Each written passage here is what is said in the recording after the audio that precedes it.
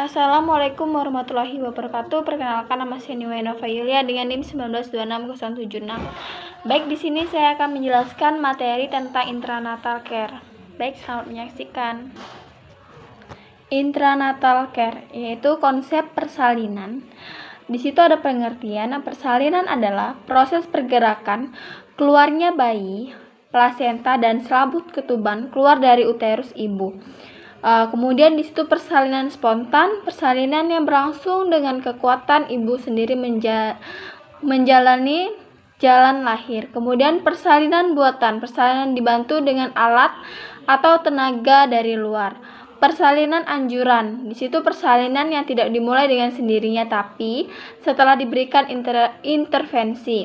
Kemudian abortus, pengeluaran buah kehamilan sebelum kehamilan 20 mmg atau BBL kurang lebih 500 gram. Kemudian partus prematur kurang dari 37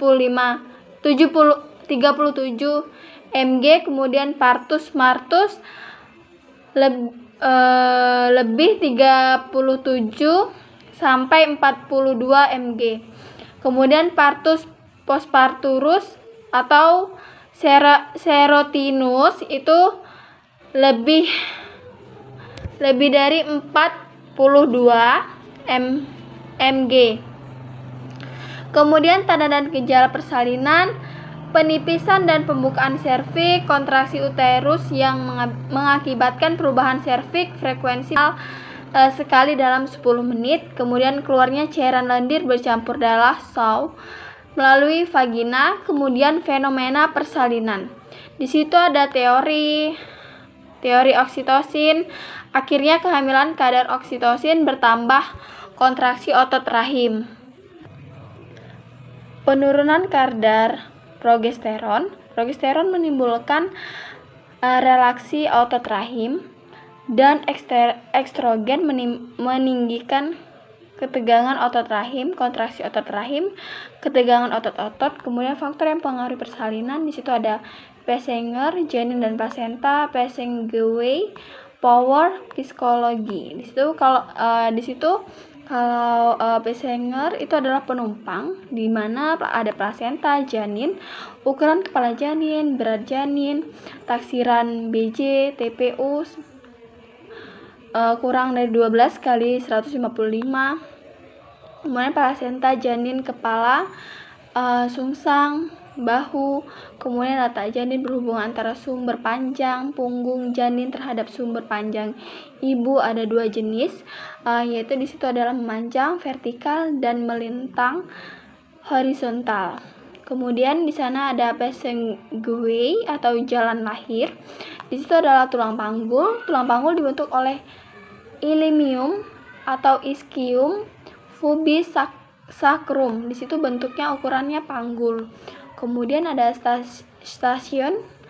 Di situ ada turunnya bagian terendah janin di PAP kurang dari 5, kurang dari 4 float di atas PAP.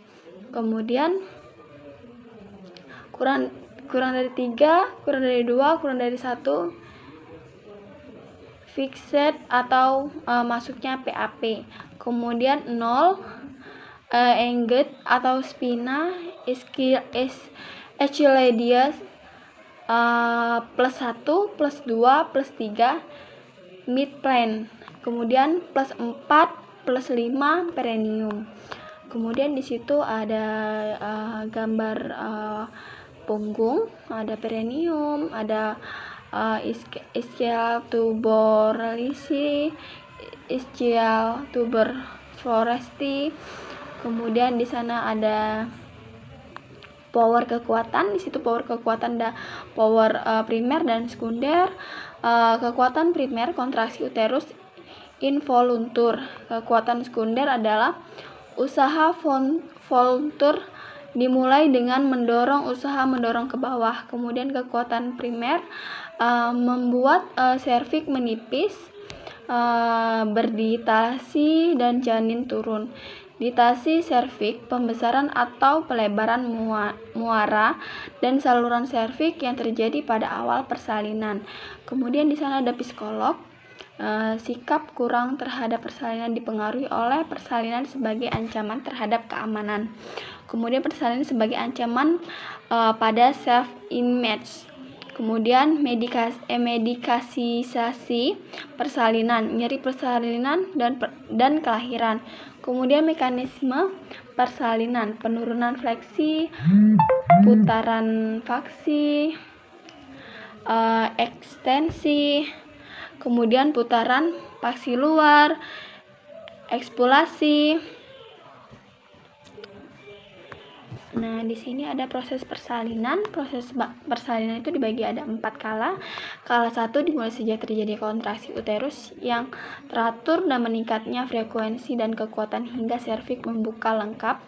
Fase laten dimulai sejak awal berkontraksi yang menyebabkan penipisan dan pembukaan serviks secara bertahap sampai kurang dari 4 cm, dan fase aktif. Kemudian HIS adalah kontraksi otot-otot rahim pada persalinan intensitas dan frekuensi mulai dari pundus merambat ke bawah ke serviks. Kemudian HIS pendahuluan atau HIS palsu, kemudian HIS persalinan, HIS sejati. Kontraksi interval, frekuensi, durasi yang meningkat bisa meningkatkan intensitas kontraksi. Kemudian dilatasi dan pendataran serviks mengalami kemajuan. Kemudian kala 1 di sana dimulai semenjak terjadinya kontraksi uterus yang teratur dan meningkatnya frekuensi dan kekuatan hingga serviks membuka lengkap. Terbagi menjadi 2 fase, yaitu fase laten dan fase aktif. Untuk fase aktifnya itu frekuensi lama, kontraksi meningkat adekuat jika kontraksi 3 kali atau lebih dari 10 menit selama 40 detik. Kemudian dimulainya terjadi pembukaan 4 cm sampai 10 cm. Kemudian terjadinya penurunan bagian terbawah janin. Kala 1 fase laten, pengkajian riwayat kesehatan sekarang, dahulu dan keluarga, persiapan persalinan, pemeriksaan fisik, pemeriksaan psikologis, kemudian pemeriksaan fisik TTV, review persistem, pemeriksaan abdomen, kontraksi, kemudian pemeriksaan laboratorium. Di situ ada HB, golongan darah, reshun. Kemudian fase laten, permasalahan keperawatan yaitu nyeri, cemas, kelelahan, tidak efektif coping individu, resiko tinggi infeksi, perubahan perfusi jaringan, kemudian planning atau intervention. Di sana diberi dukungan emosional, sikap hangat, suportif, dan empati. Semua prosedur dijelaskan sebelum dilakukan, minta izin saat akan melakukan tindakan, orientasi klien dan keluarga pada ruangan. Buat ibu seperti yang di rumah sendiri, pertimbangkan masalah budaya yang dianut klien. Kemudian planning intervention, meningkatnya istirahat dan kenyamanan, dukungan untuk ambulasi istirahat pada posisi minimal tinggi 30 derajat. Kemudian mandi dan massage pada dilakukan, mendengarkan musik, TV. Kemudian planning dan intervention, di situ ada juga memberi dukungan fase laten yang memanjang, meyakinkan dan memberikan informasi masalah, meningkatkan kenyamanan ibu. Kemudian planning information ada mencegah infeksi berhubungan dengan pecah ketuban lama. Di situ ada monitoring status janin, kemudian membatasi PD, memonitoring tanda infeksi, terus observasi TTV setiap 1 sampai 2 jam. Kemudian fase aktif, di situ ada pengkajian status psikologis, kemajuan persalinan, kondisi selaput dan cairan ketuban, kemudian kondisi psikologis, adaptasi perilaku. Lalu fase aktif Di situ juga ada tekanan darah tiap 4 jam, temperatur 2-4 jam, nadi setiap 30 menit, kontraksi uterus setiap 30 menit, DDJ setiap 30 menit, pembukaan serviks setiap 40 menit, 4 jam, kemudian penurunan bagian terendah janin setiap 4 jam, produksi urin setiap 2-4 jam. Kemudian masalah keperawatannya di situ perubahan nutrisi, kurang dari kebutuhan, perubahan eliminasi BAK, kecemasan, tidak efektif kuping individu, nyeri. Kemudian ada juga planning intervention, meningkatnya nutrisi dan hidrasi, meningkatnya eliminasi kadar kemih, dukungan ibu berkemih setiap 2 jam. Kemudian upaya keperawatan untuk membantu miskis. Kemudian ada juga meningkatkan kenyamanan, melakukan mandi dan shower, kompres hangat dan dingin. Kemudian kala 2 memberikan pembukaan dimulai serviks 10 cm dan berakhir dengan lahirnya bayi. Kemudian tanda dan gejala, dorongan meneran, tekanan pada anus, vagina, perineum menonjol, vulva membuka, meningkatnya pengeluaran lendir. Kemudian campuran darah. Kala 2 untuk pengkajian, monitoring kondisi psikologis ibu dan janin, kemajuan persalinan usaha mengedan, indikasi adaptasi perilaku, kenyamanan. Kemudian kala 2 masalah keperawatan. Di situ adalah resiko cedera ibu dan bayi, kemudian resiko tinggi cedera ibu, posisi kaki ibu tidak sesuai, resiko infeksi. Kemudian di situ ada pertahanan, teknik, aspek, alat dan steril. Alasi ibu dengan underpad, steril di bawah. Kemudian evaluasi nadi setiap 30 menit, frekuensinya, DDJ-nya itu setiap 30 menit.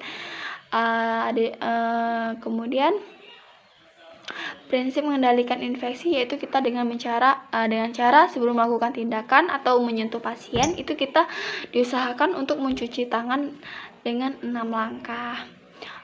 Kemudian planning intervention, ada informasi posisi persalinan yang benar, posisi litomi, kemudian posisi alternatif, kemudian ada yang tidak ada posisi yang ideal. Kemudian di sini ada menyiapkan dilakukan episiotomi, yaitu penyebab purtum kepala bayi, melakukan cepat lahir, anak besar, persalinan buatan, vagina sempit, perineum kaku, indikasinya episiotomi. Kemudian jenis episiotomi. Kemudian untuk kala 2-nya dimulai setelah bayi lahir sampai lahirnya plasenta, tanda lepasnya plasenta, kemudian perubahan bentuk dan tinggi fundus uterus, memudar, kemudian tali pusat memanjang, semburan darah mendadak dan singkat.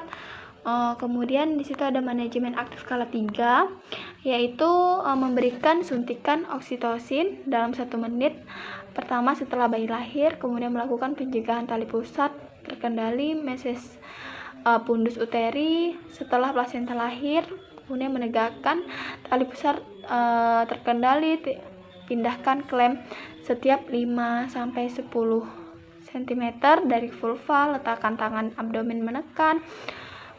Kemudian di situ ada observasi perdarahan, sisa plasenta dan kontraksi ibu.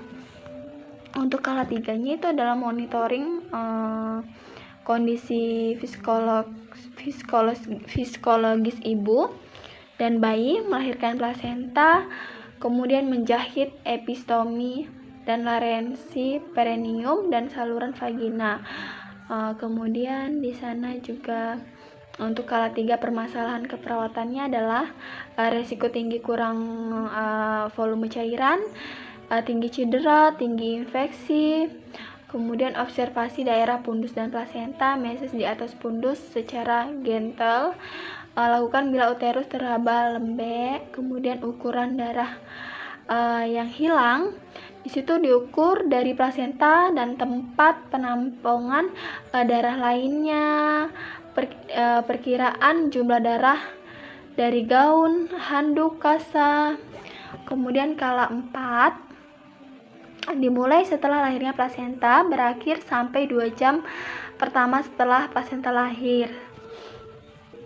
Kemudian di situ ada setelah plasenta lahir, meses uterus, evaluasi tinggi pundus uterus, evaluasi pendarahan, evaluasi TTV, kemudian tahap pemulihan 2 jam setelah melahirkan, pengkajian ibu, TTV, TVU, lokea, perineum, kandung kemih, pengkajian bayi baru lahir, BB, PB, LK, LD, LP.